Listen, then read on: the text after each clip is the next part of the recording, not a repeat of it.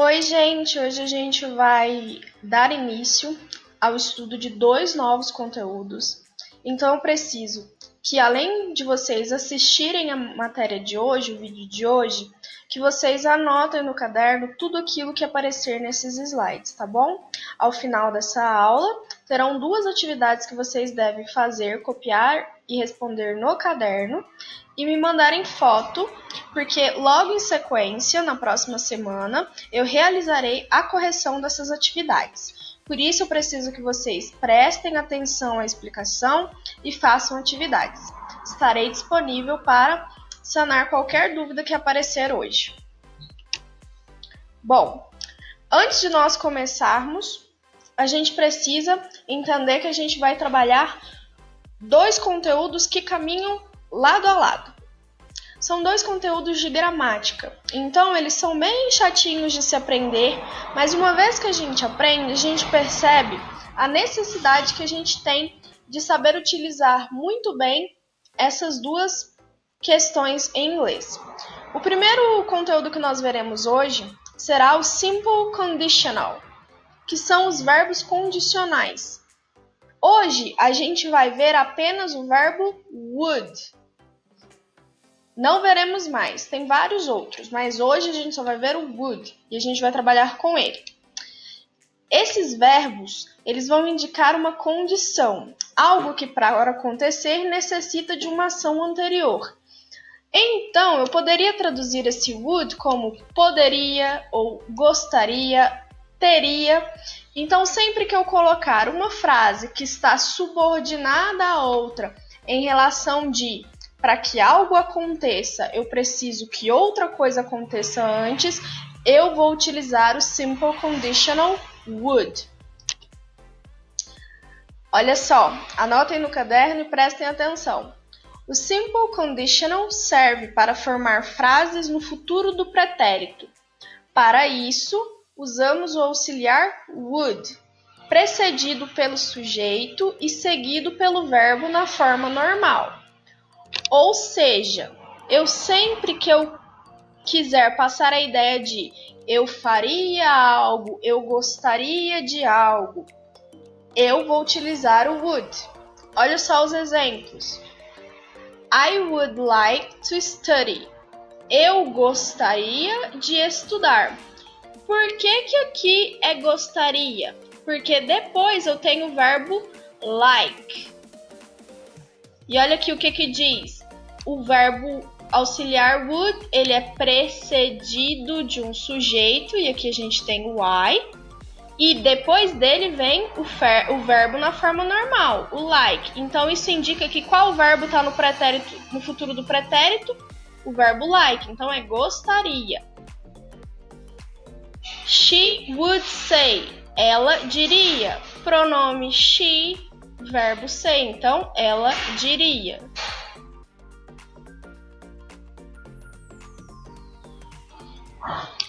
Uma vez que a gente entendeu o que o Simple Conditional faz com os verbos, agora a gente vai ver a forma afirmativa, negativa e interrogativa dele.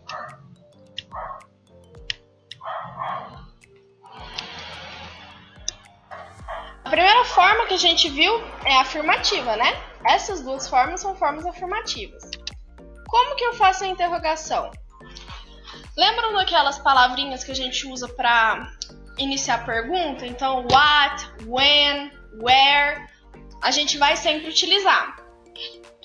E também a gente vai trocar o would e o sujeito de lugar para tornar essas frases interrogativas. Da mesma forma que a gente troca o verbo to be com o pronome para a gente indicar uma pergunta, a gente vai colocar o would. Ao invés de ser depois do sujeito, ele vai ser antes. Então, olha só o exemplo. What would I like to study? O que eu gostaria de estudar? A gente tem o que? Would I like. Antes não era I would like? E aqui, would I like? Eu só troquei o I pelo would. Então, o que eu gostaria de estudar? O sentido da frase é o mesmo, só que agora é uma interrogação. Olha aqui na afirmativa. She would say. Pronome would, verbo. Ela diria. Olha na interrogativa. Would she say? Ela diria? Mudou totalmente, né? A entonação também muda, então olha o pronome aqui onde está. Antes ele estava no começo da frase, agora ele está no meio. E para ser negativo, o que eu vou fazer? Eu vou acrescentar o not ou a abreviação de would mais not. Como assim? Olha só o exemplo. I would not like to study. Eu não gostaria de estudar. Só que ao invés de eu escrever would not, eu posso escrever wouldn't. Ou seja, eu escrevo would igual, coloco um N, apóstrofo T. Lembra que a gente estudou que para transformar a abreviação de negação é N apóstrofo T? Continua da mesma maneira. Olha a outra frase. She would not say. Ela não diria. Would, o not entre would e o verbo sempre. Bom, entendido isso, o simple conditional, agora a gente vai entrar no nosso outro conteúdo, que é o genitive case, o caso genitivo. E o que o genitivo ele vai apresentar? Eu peço que vocês anotem no caderno, não só o que está escrito aí, mas também o que eu estou falando. O caso genitivo ele vai indicar uma posse, uma sensação de pertencimento. E como ele é visto? Ele é visto através do emprego do apóstrofo S. Então, sempre que eu tiver, não sempre, né? Mas na maioria dos casos que eu tiver apóstrofo S, eu vou indicar uma posse. Como assim? Olha o exemplo. Catching up with day's news.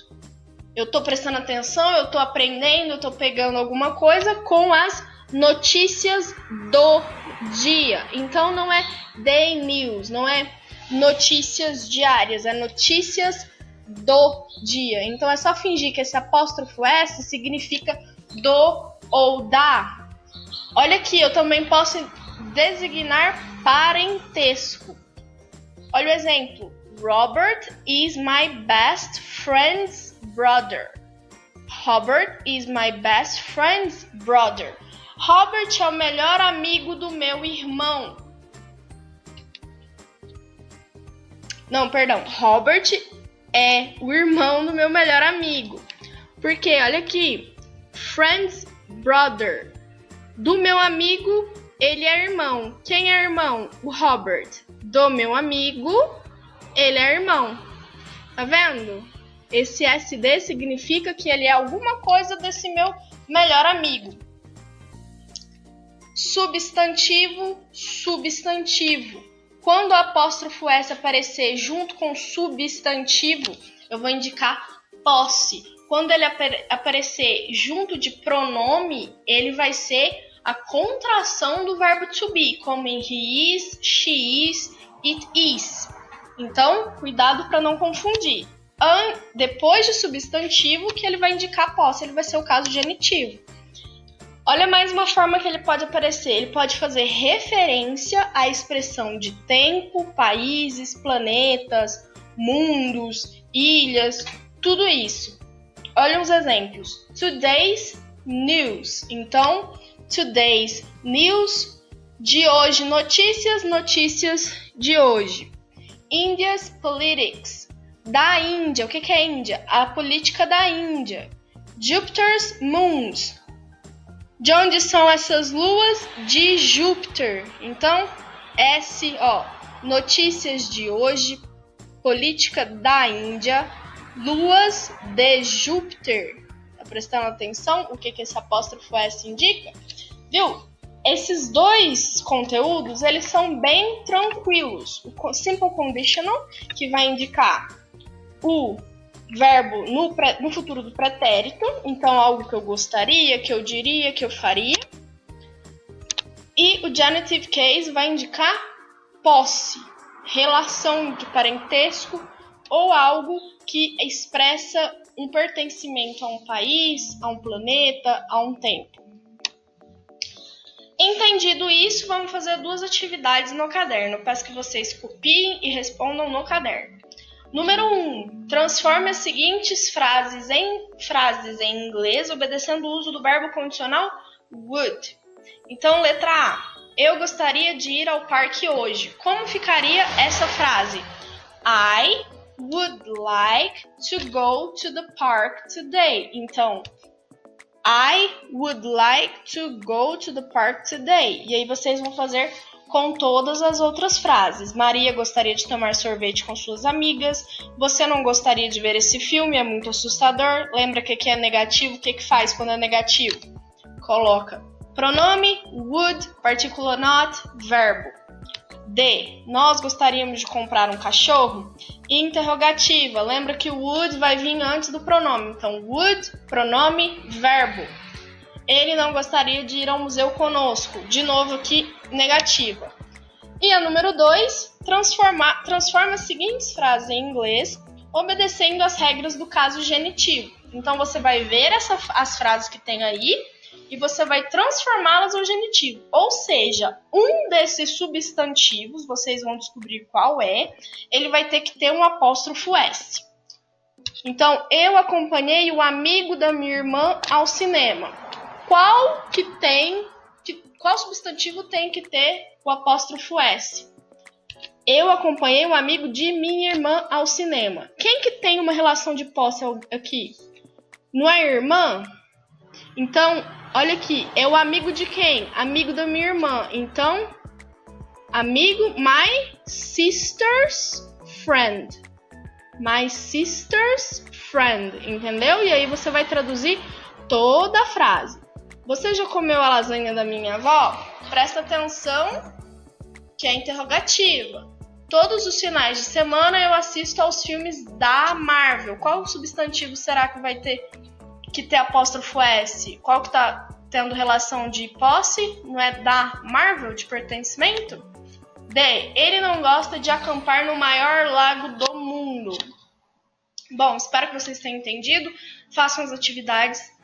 Tirem uma foto para mim, mandem, que aí semana que vem a gente vai realizar a correção dessas atividades.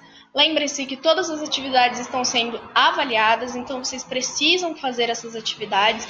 E esses 2 conteúdos são os conteúdos referentes ao segundo bimestre. Então, esses conteúdos vão cair em trabalhos, em provas, em atividades avaliativas. Espero que vocês tenham entendido e até a próxima. Tchau!